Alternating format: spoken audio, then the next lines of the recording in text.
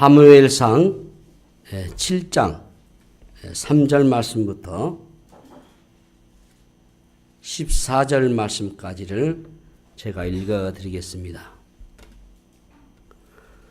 사무엘이 이스라엘 온 족속에게 말하여 이르되 만일 너희가 전심으로 여호와께 돌아오려거든 이방 신들과 아스타롯을 너희 중에서 제거하고 너희 마음을 여호와께로 행하여 그만을 섬기라.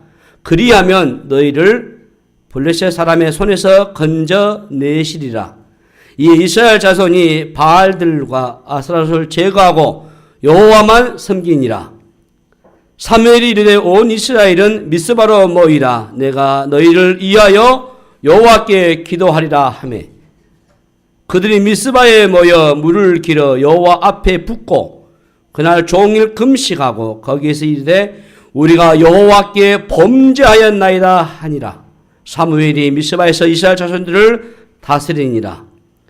이스라엘 자손이 미스바에 모였담을 블레셋 사람들이 듣고 그들의 방백들이 이스라엘을 치러 올라온지라. 이스라엘 자손들이 듣고 블레셋 사람들을 두려워하여 이스라엘 자손이 사무엘에게 이르되 당신은 우리를 위하여 우리 하나님 여호와께 쉬지 말고 부르짖어 우리를 블레셋 사람들의 손에서 구원하시게 하소서 하니 사무엘이 젖먹는 어린 양 하나를 가져다가 온전한 번제를 여호와께 드리고 이스라엘 위하여 여호와께 부르짖음에 여호와께서 응답하셨더라. 사무엘이 번제를 드릴 때에 블레셋 사람이 이스라엘과 싸우려고 가까이 오매 그날에 여호와께서 블레셋 사람에게 큰 우레를 발하여 그들을 어지럽게 하시니 그들이 이스라엘 앞에 패한지라. 이스라엘 사람들이 미스바에서 나가서 블레셋 사람들 추격하여 백갈 아래에 이르기까지 쳤더라. 사무엘이 돌을 취하여 미스바와 센 사이에 세워 이르되 여호와께서 여기까지 우리를 도우셨다 하고 그 이름을 에베네셀이라 하니라. 이에 블레셋 사람들이 굴복하여 다시는 이스라엘 지역 안에 들어오지 못하였으며 여호와의 손이 사무엘이 산 날 동안에 블레셋 사람을 막으시매 블레셋 사람들이 이스라엘에게서 빼앗았던 성읍이 에그론부터 가드까지 이스라엘에게 회복되니 이스라엘이 그 사방 지역을 블레셋 사람들의 손에서 도로 쳐잡고 또 이스라엘과 아모리 사람 사이에 평화가 있었더라. 아멘. 우리 같이 인사 나누십시다. 이 자리에 오신 당신은 이 세상 가장 아름다운 분이십니다. 예, 감사합니다. 자, 우리 오랜만에 구호를 한번 외쳐보십시다. 나는 구원의 통로입니다. 나는 축복의 통로입니다. 나는 행복의 통로입니다. 그렇습니다. 바로 여러분들이 주 예수 그리스도의 구속의 은혜를 힘입는 구원의 새 백성 된 자로서 또 여러분들이 주 예수의 그 위대한 그 풍성한 복을 누리고 또 전달하는 자로서 행복된 그러한 삶이 계속해서 영위되고 또 이루어지기를 진심으로 바라면서 여러분들이 이 구호 외친 대로 선포된 대로 될 줄로 믿습니다. 오늘은 우리 교회에서 종교개혁 주일 예배를 전국 교회가 드리고 있습니다. 여러분 잘 아시는 것처럼 특별히 금년에는 종교개혁이 500주년이 되는 해입니다. 그래서 총회적으로도 행사도 많고 세미나랄지 또 발표회, 포럼회 많은 행사가 있습니다. 1517년에 독일의 마르틴 루터에 의해서 종교개혁이 시작됐잖아요.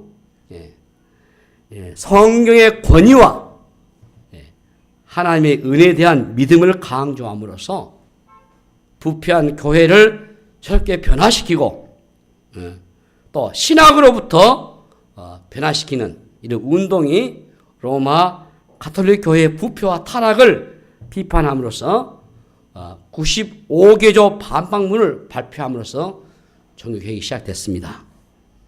이 종교개혁은 존 칼빈에 의해서 신학으로 완성이 되어가지고 제네바를 중심으로 전 유럽으로 그리고 전 세계로 뻗쳐나갔습니다.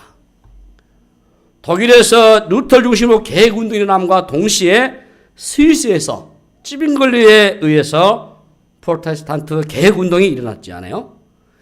이러한 가운데 제네바에서 바로 이 칼빈의 신앙운동이 꽃을 피웠습니다.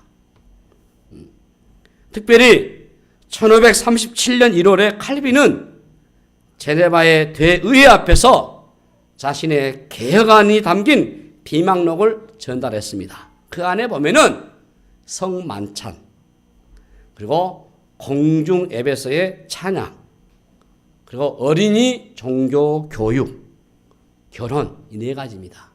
그냥 이 네 가지 다 타락했죠. 교회가. 이것을 칼빈이 사상에서 바꿔가지고 의회에 발표한 거죠. 예.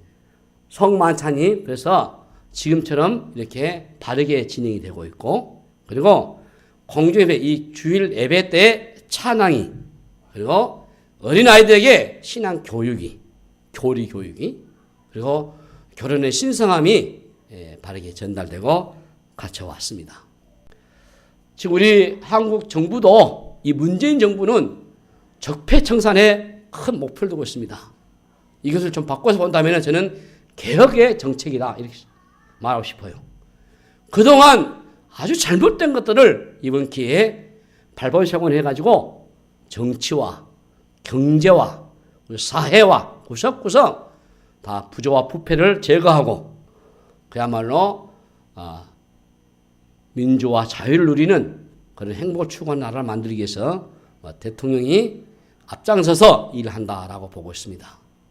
지금 일이 잘 진행되고 있고, 그래서 우리 국민들 70%가 대통령 한 일에 적극적인 지지를 하고 있다고 봐도 틀림없을 겁니다. 지금 우리 한국 교회도 절대 젊음의 위기라고 저는 보고 있습니다. 목사로서 또 한 성도로서 볼 때에 한국 교회 위기는 어제 오늘 일어난 것이 아니고 오랜 동안 이게 누적되다가 1990년대서부터 이런 현상이 조짐이 보이다가 지금은 급기야 쇠락해서 기독교 미래학자들은 예측하기를 2025년 가면은 한국교회는 그야말로 반토막이 되겠다. 아주 우려 섞인 말들을 하고 있습니다. 저는 오늘 이런 시점에서 이 종교개혁 500주를 맞이해서 이제 다른 설교보다는 먼저 우리가 선행해야 될 것이 무엇인가, 오늘 말씀에 있는 것처럼 바로 지금이 바로 미스바에 모일 때다. 미스바에 모일 때다라고 얘기했습니다. 우리 한국 사회는 그동안 눈부신 경제 성장을 해왔습니다. 36년의 일제 강점기 지나서 6.25 한국 전쟁을 거치면서 전쟁의 폐허와 고아들, 찢어질 듯이 가난했던 대한민국이 이렇게 잘 살게 된 것은 어떻게 보면 기적이죠. 대한민국 역사 이래 이렇게 번영했던 적이 없습니다. 늘 속국으로 다른 나라의 눈치를 보았던 대한민국이 이제는 다른 나라의 기술을 전수해주고 국제관계에서 대등해진 것은 참으로 경이로운 일이죠. 그런데 문제는 압축 성장입니다.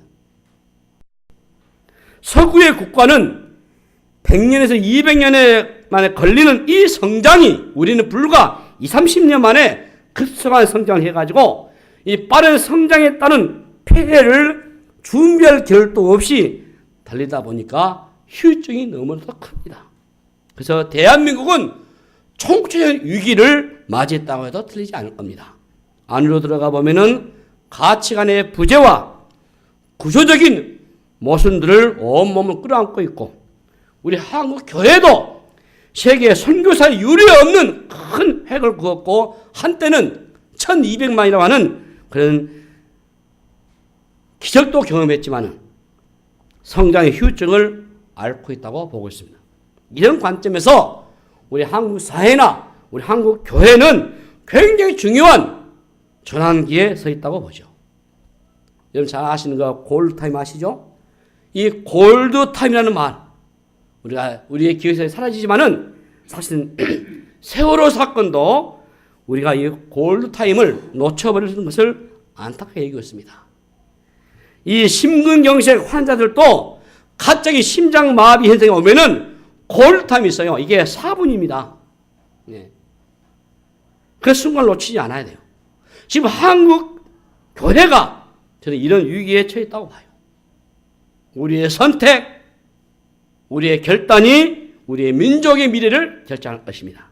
오늘 본문에 보면은 가나안에 입성한 이스라엘 백성들의 모습이 나옵니다. 출애굽기를 지나서 여호수아의 장군 인도 아래 가나안을 정복했지만은 여호수아 장군과 지도자들이 죽고 사사시대의 영적인 어두운 기간이 오죠. 그 기간에 사무엘이라고 하는 지도자가 민족적인 회개운동을 일으키는 것이 오늘 우리의 본문의 내용입니다. 가나안에 입성했던 것은 분명 하나님의 축복이죠. 430년간 애굽의 노예 생활을 하면서 나라에 개인도 없던 이스라엘 백성들이 하나님께서 이끌어내셔가지고 모세를 통해서 홍해를 건너고 광야를 통과하고 가나안을 정복하게 하셔요. 가나안은 도시 문명이 발달했던 강력한 국가였습니다. 여리고성은 그 당시에 전차가 지나칠 정도의 거대한 성이었어요. 그런 가나안을 정복할 수 있었던 것은 분명코 우리 하나님의 은혜였습니다. 그들은 노예 생활을 떠나서 광야를 떠돌다가 가나안을 정복할 수 있었던 것은 그 이후 하나님의 축복과 물질적인 풍요를 마음껏 누렸습니다. 그런데 문제는 그들이 물질적인 풍요에 빠져서 은혜에 대한 망각증이 온 것이에요. 예. 그들이 정복한 가나안의 문화에 빠져들기 시작한 겁니다. 사무엘상 전반부는요, 영적인 어두운 시대를 그려주고 있어요. 여호와 중심의 신앙이 빠르게 해체되면서 사사들이 등장해가지고 나라를 일으키고자 했지만은 그야말로 속수무책이었어요. 이스라엘의 영적 해이와 방종으로 주변 나라에서 어려움이 찾아오기 시작합니다. 급기야는 블레셋과의 전쟁에 실패하고 하나님의 언약궤를 빼앗깁니다. 하나님의 임재를 상징하는 이 언약궤를 뺏겠다고 하는 것은 중요한 의미가 담겨 있어요. 그것은 이스라엘의 하나님의 영광이 떠났다고 하는 것이에요. 얼마 후에 다시 언약궤를 되찾았지만 이스라엘의 변경 도시인 이 기럇 여라미에서 20년 동안 머물게 됐어요. 언약궤가 이스라엘의 중심부에 오지 못하고 변두리에 있었다는 것은 아직도 하나님과의 관계가 회복되지 않았다는 것을 상징적으로 보여주는 거예요. 이스라엘의 운명은 이 언약궤와의 관계로 많이 나타납니다.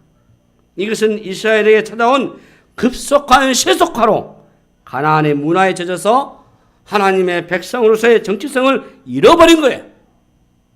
하나님의 백성으로서의 면모를 잃고 변질되니까 하나님은 블레셋의 나라를 도구로 사용해가지고 이스라엘을 흔들어 버립니다. 이런 어두운 역사 속에 나타나는 인물이 바로 사무엘이에요. 사무엘은 이스라엘을 하나님의 백성의 영광을 회복시키고자 전력을 다합니다. 무엇보다도 하나님의 언약궤를 잃어버린 수모를 기억하면서 언약궤의 귀환을 위해서 노력하죠. 사무엘상 7장 2절을 보시면은 백성들이 괴가 기럇 여아림에 머물렀을 때 이스라엘 온 족속이 여호와를 사모했다라고 표현하고 있어요. 이것은 그들이 슬픔 가운데 깊이 갈망하면서 고통스러웠다고 하는 표현인 것이죠. 그들 왜 이 언약궤를 슬픈 가운데서 깊이 갈망했겠습니까? 이스라엘 백성들이 언약궤를 뺏긴 이후에 그네들의 삶이 얼마나 힘들었는가를 온몸으로 경험을 했습니다. 아직도 기럇 여아림에 돌아오지 못하고 있는 상황이 바로 이스라엘의 절망적인 상태인 것이에요. 이 언약궤가 바로 하나님의 임재의 상징이지 않습니까? 하나님의 다스림과 통치했다는 것은 가장 잘 보여주는 이 언약궤를 잃어버린 것. 언약궤를 이방 민족에 뺏긴 것은 이스라엘 국가의 정통성을 흔들어버린 일이죠. 이방 민족들의 조롱을 면할 수가 없게 된 겁니다. 하나님의 영광이 떠난 이스라엘의 최대의 위기입니다. 이 위기를 위기로 느끼지 못하고 현실의 안타까운 상황에 마음 아파하는 것은 여러분 어떻습니까? 위기를 못 느낀 굉장히 위험한 상태예요. 예. 이스라엘 백성들이 언약궤의 귀환을 사모하고 있는 것은 다시 한번 이스라엘의 희망이단 말이에요. 5절에 보니까 사무엘이 백성들을 미스바에 모이라고 했어요. 함께 모이는 것은 굉장한 의미가 있습니다. 하나님의 백성으로서의 정체성을 확인하고 무엇보다 함께 금식하고 기도했다고 하는 이 의미 있는 거예요. 이스라엘의 문제는 하나님의 백성으로서의 정체성을 잃어버린 겁니다. 여호수아 이후에 리더십의 부재로 하나님의 백성으로서의 결속력이 떨어진 바로 이때에 사무엘이라고 하는 존경받는 리더자가 나온 거죠. 사무엘의 선포로 온 백성들이 한 곳에 모여서 민족적인 기도를 하고자 했어요. 이것은 단순한 종교적 행사가 아니고 이스라엘 국가의 영적인 갱신과 회복을 위한 자리였다라고 봅니다. 백성들은 위기 가운데 절망의 심정으로 이 미스바에 모여든 겁니다. 영적인 회복을 위한 필사적인 결속을 하는 시간이 된 겁니다. 어떤 세상적인 힘을 과시하거나 정치적인 이벤트로 하는 것이 아니고 영적인 회복을 위한 순수한 연합으로서의 미스바 성회를 개최한 거죠. 우리 한국 교회도 한때는 이 연합운동이 잘 됐습니다. 1970년대 여의도 광장에서 전국의 성도가 함께 모여서 기도하고 하나님을 예배했습니다. 7, 80년대 한국 교회의 결집은 바로 엄청나게 쏟아지는 비를 맞으면서도 조금 흩어지지 않고 하나님 앞에 부르짖었던 야성이 있었고 한국 교회를 위해서 기도하며 마음을 모았던 힘이 우리 한국 교회를 만들었어요.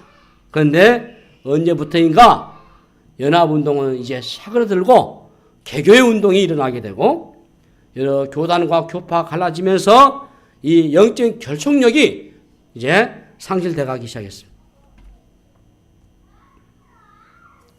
이 마태복음 18장 19, 20절 말씀을 제가 읽어보겠습니다. 진실로 다시 너희에게 이르노니 너희 중에 두 사람이 땅에서 합심하여 무엇이든지 구하면 하늘에 계신 내 아버지께서 그리하여 이루게 하시리라. 두세 사람이 내 이름을 모이는 곳에는 나도 그들 중에 있느니라. 아멘. 예. 우리 주님이 이곳에 임한 줄로 믿습니다. 비록 적은 무리이긴 하지만은 두세 사람이 모이는 곳에 주님이 함께 하시겠다고 말씀을 주셨어요. 이 연합운동이거든요. 적게 모여도 그 모임에 주님이 함께 계셔요. 많이 모인다고 해서 주님이 계시고 적게 모인다고 해서 이게 아니고 두세 명이 주 예수의 이름으로 모이는 곳에 주님이 함께 하시겠다. 우리가 마음을 모으고 엄청난 놀라운 일들이 일어나게 되고 하나님께서 하늘 것들을 푸시는 역사가 일어날 줄로 믿습니다. 이스라엘 백성들이 모인 이유는 한 가지입니다. 바로 회개입니다. 회개. 사무엘은 백성들에게 회개를 촉구합니다. 예. 안타까운 것은 요즘 우리 한국 교회는 회개를 촉구해도 회개를 하지 않다고 합니다. 회개 집회도 많아요. 교회 프로그램을 만드신 분들이 회개를 주제내도 이게 모이지 않으니까 그러면 빼버려요. 회개를 촉구해도 안 모이고. 지금 사무엘이 촉구한 것은 미스바에 모이라는 게 다른 게 아니고 회개 운동입니다. 우리 본문 7절, 3절 같이 읽어봅시다. 3절 시작. 사무엘이 이스라엘 온 족속에게 말하여 이르되 만일 너희가 전심으로 여호와께 돌아오려거든 이방 신들과 아스라롯을 너희 중에서 제거하고 너희 마음을 여호와께로 향하여 그만을 섬기라. 그리하면 너희를 블레셋 사람의 손에서 건져내시리라. 이 중요한 단어가 뭡니까? 제거하고, 예, 제거하고, 예. 너희 중에서 제거하고, 그리고 그만을 섬기라. 예. 그만을 섬기라. 이게 중요한 포인트 같습니다. 하나님께 돌아오려거든 먼저 우상을 제거하라고 했어요.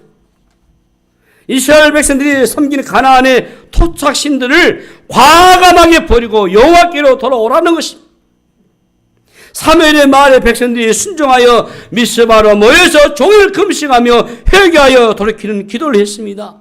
하나님의 은혜를 망각하고 이방의 문화에 흡수된 이스라엘의 모습은 오늘 우리의 모습이지 않습니까? 가나안은 바알과 아스타롯을 우상으로 섬기는데 이 신은요 풍요와 번영의 신입니다. 그 신전에는 남자 창기들이 있었고 풍요를 얻기 위해서 성적인 교제를 합법적으로 행했어요. 풍요의 신 안에는 부도덕함을 부추기는 음란한 문화들이 있었던 겁니다. 결국 물질주의와 쾌락주의는 함께 가게 돼 있어요. 우리는 돌이키고 해결력이 참 많다고 봅니다. 가장 핵심적인 죄가 바로 우상숭배입니다. 반드시 이 우상숭배는 이게 물질주의와 쾌락주의가 반드시 붙어있게 돼 있어요. 우리의 신앙을 이어받는 가장 거전 우상을 제거하는 것이 가장 중요한 겁니다. 그것이 바로 가나안의 문 안에 있는 이 풍요의 신 맘몬입니다. 맘몬. 물질 숭배는 이 맘몬 사상은 돈을 좋아하는 정도가 아니라 돈이 신적인 영향력을 미치는 상태입니다. 세상에는 돈과 연관되지 않는 것이 없어요. 모든 악과 범죄, 모든 사건은 돈이 연관되어 있습니다. 그래서 바울은 디모데전서 6장에 돈을 사랑함이 일만 악의 뿌리가 된다고 했어요. 일만 악의 뿌리는 삶에서 모든 악의 근원이 된다는 것이죠. 리처드 포스터는 돈의 배후에는 영적인 힘이 있다고 했어요. 이 돈의 힘을 강력하게 사로잡히면 돈을 자기를 섬기게 만든다고 했어요. 돈에 한번 걸려들면 욕망의 조절이 안 됩니다. 돈이 지배하는 세상은 모든이 상품화되어 있어요. 그리고 사람들은 돈만 있으면 원하는 모든 것을 가질 것이라는 환상에 빠집니다. 이 만몬 사상은요, 이 숭배가 은밀하게 진행됩니다. 우리의 내면에는 아주 교묘하게 활동하는 겁니다. 하나님 위해서 돈을 버는 것이 아니라 돈을 벌기 위해서 교묘하게 하나님을 이용하고 예배하는 것으로 변질될 때가 많단 말이에요. 돈의 힘이 지배하는 세상의 문화 안에는 하나님이 없습니다. 하나님은 도구이고 이용만 될 뿐이지 하나님이 아닌 것이에요. 돈이 하나님이 된 것입니다. 신자가 돈이 지배하는 세상의 문화 안에서 빠져나오지 못하면은 뭐 해야 되는지 아세요? 세속화 신앙이 돼버려요. 예. 세속화되는 순간부터 우리 신앙은 복원력을 잃어버립니다. 배 있죠, 배. 이 배에는 복원력이 있어서 아무리 거친 파도가 쳐도요, 항해를 할 수 있습니다. 신자가 세속화되면은 신자로서의 복원력을 상실돼 버려요. 잃어버려요. 그러면은 세상 안에 침몰해가지고 그리스도인이라고 하는 이 정체성을 찾아볼 수 없는 겁니다. 안 믿는 사람들 더 잘 알아요. 저 사람 뭐 믿는 사람이가니? 목사님? 웃긴 소리 한다. 장로님? 아니요. 예? 그렇게 돼버려요. 그런 말 들어야 되겠어요? 예? 아, 저분은 목사님이다. 저분은 장로님이시다. 저분은 권사님이시다. 아, 저분은 집사님이시다. 저분은 예수 믿는 사람이구나. 이런 말 들으셔야지. 비아냥거리고 조소하면서 저분이 어떻게 목사예요? 응? 복원력을 상실해버리면은 그리스도의 정체성을 잃어버려요. 무늬만 신자지, 무늬만 직분자지, 속 내면은 주님과 상관이 없어요. 하나님의 백성의 정체성을 잃어버리면 이제는 발로 밟힐 뿐이에요. 회개는 깊이 물든 세상에서 발 떼고 하나님께로 돌아키는 것이, 돌이키는 거예요. 우상숭배는 숨겨진 곳에서 아주 은밀하게 아주 우리 마음을 조종합니다. 하나님을 섬긴다고 하지만은 하나님보다 우선시되는 모든 것이 우상숭배다. 여러분 여기셔야 돼요. 네? 다시 한번 제가 강조합니다. 하나님을 섬긴다고 하지만은 하나님보다 더 우선시되는 것은 무엇인 우상숭배다. 결코 하나님보다 우선시 할 수 없는 거예요. 우리 예수 믿는 사람 다 그것을 다 알고 있죠. 그 상식이잖아요, 상식. 우선이 뭐고 차선이 뭐고 다 우리 선에 정해져 있잖아요. 하나님은 우리 신앙에 다른 것이 섞이는 것을 싫어하셔요. 하나님도 섬기고 세상도 섬기는 것을 용납하지 않으십니다. 우리가 세상과 타협하는 순간 섞이는 거예요.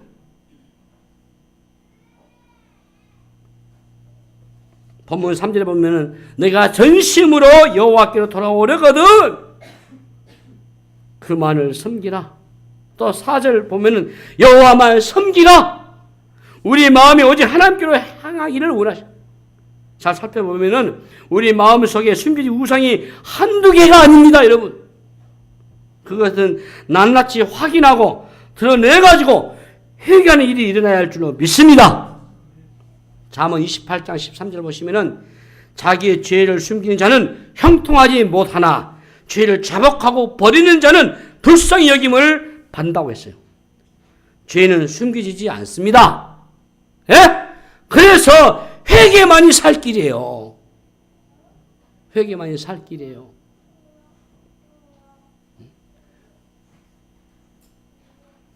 하나님 앞에 엎드리고 회개할 때 하나님이 우리를 불쌍히 여기시고 자비를 베풀 줄로 믿습니다. 회개하면 하나님은 놀랍도록 빠른 회복을 보여주셔요. 여기 9절에 사무엘이 젖먹는 어린 양 하나를 가져다가 온전한 번제를 여호와께 드리고 이스라엘 위하여 여호와께 부르짖음에 여호와께서 응답하셨더라. 백성들이 함께 모여서 오늘 금식하고 기도하고 사무엘 하나님 앞에서 홀로 순전시에 올려드렸을 때 하나님의 응답을 어떻게 받습니까? 블레셋 사람이 이스라엘과 싸우려고 가까이 올 때 하나님이 큰 우레를 바라여 그들을 어저께 만들어가지고 이스라엘 앞에서 패하게 했다고 했어요. 기적이 일어난 겁니다. 여러분, 진정한 회개 결과는 하나님의 구체의 응답으로 나타납니다. 그러면 우리가 무언가를 구할 때 항상 회개가 우선 되셔야 돼요. 굉장히 중요한 원리를 여기 가르치고 있어요. 회개할 때 하나님과 관계가 회복이 되고 그때 하나님께 이 몫을 회복시켜 주신 것이 성경 안에서 볼 수 있는 원리죠. 우리가 돌이켜야 할 것에서 돌이키면은 하나님이 회복을 주셔요. 그러지 않으면은 모든 것들이 헛속으로 돌아간다. 우리가 아무리 기도를 해도 우선은 내 죄를 살펴보는 것이 중요해요. 하나님이 응답하실 수 없는 그 상태를 고치지 않고도 하나님의 응답을 경험할 수가 없습니다. 자, 사무엘 4장을 보시면은 엘리 제사장의 두 아들 홈니와 비너스가 언약궤를 앞세우고 전쟁을 했지만 실패했습니다. 왜 그렇습니까, 여러분? 아무렇게나 살면서 언약궤를 앞세우고 하면은 이길 것이다 착각한 거죠. 하나님은 안중에도 없고 언약궤 자체를 귀중히 여긴 거죠. 그것이 나를 도와줄 것처럼 착각하는 것은 무속적인 신앙이에요. 한국 교회가 바른 복음에 접하지 않고 이런 기복적인 무속적인 것을 전락시켜버리는 거예요. 언약궤가 부적같이 오용되어 버리는 거. 일주일 동안 내내 자기 마음대로 살다가 주일에 한 번 예배 드리면 하나님이 나를 보여주는 것처럼 생각하고 주일을 혹시라도 지키고 있다면은 어떻게 보면 그 예배도 부적이죠. 성경 읽고 묵상하지 않고 성경책을 차에만 싣고 다닌다면 교통사고가 나지 않을 것이다 착각하는 거죠. 십자가 목걸이만 목에 매는 것이 아니고 십자가를 따르는 삶을 살아야 하는 겁니다. 상자에 불과한 언약궤 자체를 귀중하게 여기는 거죠. 당시 이스라엘이 얼마나 영적으로 부패 있는가를 단적으로 보여주는 겁니다. 그 안에는 하나님이 없어요. 하나님을 섬기지 않고 하나님과 관련된 것들을 우상화해버린 거예요. 이것이 그 당시의 영적인 어둠이었어요. 여러분, 무엇인가 내 목적을 이루기 위해서 하나님을 도구하는 것이 변질된 신앙인 것이에요. 네? 오늘날 참 우리가 가슴 아픈 것은 이 변질된 신앙이 너무 많다는 거예요.